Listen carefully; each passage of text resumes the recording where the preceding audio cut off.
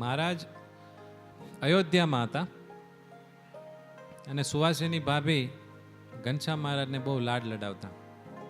એક વખત સુવાસિની ભાભી ઘનશ્યામ મહારાજ આમ જોતા હતા તો કે ઘનશ્યામ ભૈયા તમારી જમણી આંખમાં આ એટલું બધું લાલાશ કેમ છે?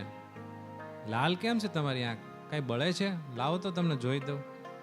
એમ કરીને સુવાસિની ભાભી આંખ જોઈ તો થોડીક લાલ હતી તો કે લ્યો હું તમને છે ને ઠંડક થાય ને એટલે અંજન આંજી દઉં.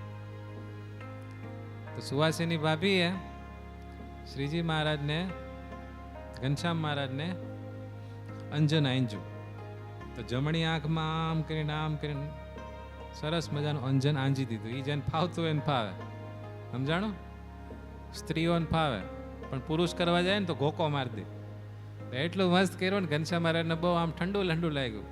એટલે ઘનશ્યામ મહારાજ કે મને આ ડાબી આંખમાં થોડીક ઠંડક થાય તો મને એમાંય આંજી દો ને. એટલે સુવાસિની ભાભીએ એમાંય અંજન આંજ્યું.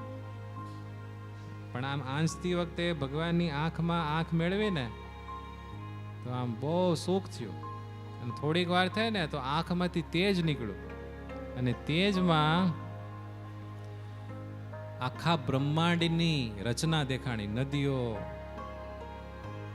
7 સમુદ્રો, લોકાલોક પર્વત, સોનાનો મેરુ પર્વત, સમજાણું? દેવતાના સ્થાનો, સ્વર્ગ, પાતાળ, એ 14 લોકની બધી રચના, આખા બ્રહ્માંડની જે બધી દિવ્ય રચના હોય એ બધી દેખાણી. સુવાસની ભાઈ તો એકદમ આમ આશ્ચર્યચકિત થઈ ગયા કે ઘનશ્યામભાઈ આ બધું તમારી આંખમાં આ બધું 14 લોકની સૃષ્ટિ ને આ બધું કેમ દેખાય છે? કે ના મારી આંખમાં ન દેખાય. હા કેવું આ બધું દેખાય છે? કે થોડીક વાર દેખાશે. એમ જ્યાં વાત કરી ઘનશ્યામ મહારાજ ત્યાં દેખાતું બંધ થઈ ગયું. એટલે સુવાસિની ભાભી તો અચંબિત થઈ ગયા કે ઓહો, આ તો નાનકડા એવા ઘનશ્યામ મહારાજ રૂપે દેખાય છે પણ આ તો સાક્ષાત પરબ્રહ્મ તત્વ છે.